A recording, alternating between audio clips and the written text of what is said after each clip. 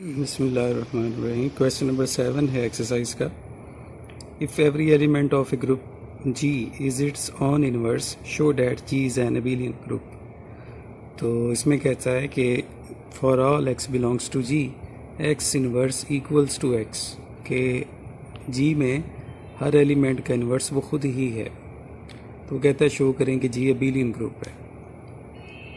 तो हम दो एलिमेंट्स लेते हैं, ए और बी बिलोंग्स टू जी। अब अगर ये जी के एलिमेंट्स हैं तो ए का इन्वर्स ए होगा और बी का इन्वर्स बी होगा। अब देखिए ए बी अगर जी के एलिमेंट्स हैं तो इनका प्रोडक्ट भी जी का एलिमेंट होगा, और अगर ये ए बी जी का एलिमेंट है तो इस प्रॉपर्टी के मुताबिक ए बी का इन्वर्स ए बी के बराबर होगा। लेकिन हम जानते हैं कि ए बी का जो इन्वर्स है वो इक्वल है हमारे पास बी इन्वर्स ए इन्वर्स। अब बी इन्वर्स बी के इक्वल है और ए इन्वर्स ए के इक्वल, तो a b inverse b a के इक्वल है और यहाँ a b inverse a b के इक्वल है। तो यहाँ से b a is equal to a B.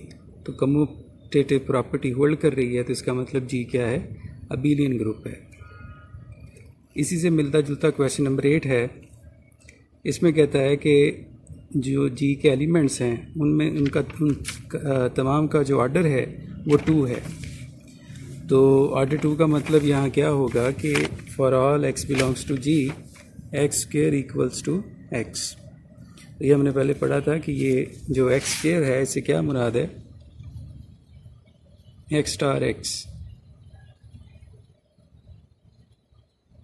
ठीक है। और ये आइडेंटिटी है ऑर्डर की डेफिनेशन के मुताबिक। तो वो कहता है कि शो करें कि ये अबेलियन ग्रुप है। तो ये जो एक्स स्क्वायर है इसको हम यूँ लिख देते हैं x x equals to identity. अब देखिए दोनों एलिमेंट्स मल्टीप्लाई हो रहे हैं और आइडेंटिटी एलिमेंट आ रहा है, तो इसका मतलब क्या है कि एक्स का जो इन्वर्स है वो खुद एक्स ही है, ठीक है। क्योंकि इन्वर्स की क्या डेफिनेशन थी कि अगर ए बी आइडेंटिटी है तो इसका मतलब ए का इन्वर्स क्या है, बी है। तो यहाँ से x का इन्वर्स क्या आ जाएगा, x। और नेक्स्ट ये सेम क्वेश्चन है क्वेश्चन नंबर 7 कि हर एलिमेंट का इन्वर्स वो खुद ही है। तो इससे आगे आप क्वेश्चन नंबर 7 सॉल्व करेंगे। नेक्स्ट क्वेश्चन नंबर 14 है।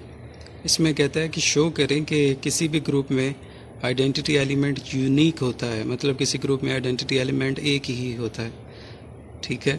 तो इसके लिए हम सपोज करते हैं कि let e and e one be 2 identity elements in G. हम सपोज करते हैं कि जी में 2 आइडेंटिटी एलिमेंट है, ठीक है।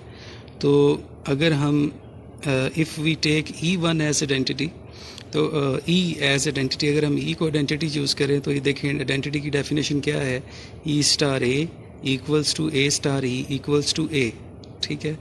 तो अगर हम ए चूज़ कर लें ई वन को, ठीक है, तो ये हमारे पास बनेगा e star e one star e equals to e one. यहाँ जो ए है वो हमारे पास क्या है, ई वन है। उसके बाद देखिए अब ई वन भी आइडेंटिटी एलिमेंट है, तो अगर हम ई वन को आइडेंटिटी एलिमेंट चूज़ करें तो डेफिनेशन क्या बनेगी, e one star a equals to a star e one, और ये क्या आ जाएगा, ए आ जाएगा। और अगर इसमें ए को आप क्या चूज़ करें, ई, तो ये हमारे पास बनेगा e star e one star e equals to e. तो हम देखते हैं कि ये जो लेफ़्ट साइड्स हैं इक्वेशंस की ये दोनों इक्वल हैं, तो इसका मतलब इन राइट साइड्स को भी इक्वल होना चाहिए। तो e one is equal to e. तो असल में ये दोनों आइडेंटिटी एलिमेंट्स सेम हैं, दोनों में कोई फ़र्क नहीं है। उसके बाद जो इसका सेकंड पार्ट है उसमें वो ये कहता है कि किसी भी एलिमेंट का जो इन्वर्स है वो भी यूनिक होता है, मतलब हर एलिमेंट का एक ही इन्वर्स होता है। तो हम इस तरह करते हैं कि सपोज करते हैं let a one and a two be 2 inverses of a. हम सपोज करते हैं कि ए वन और ए टू जो हैं ए के 2 इन्वर्स हैं। तो इन्वर्स की डेफिनेशन के मुताबिक a one star a star a one equals to e आएगा, ठीक है, क्योंकि ए वन जो है वो ए का इन्वर्स है और ए टू भी ए का इन्वर्स है।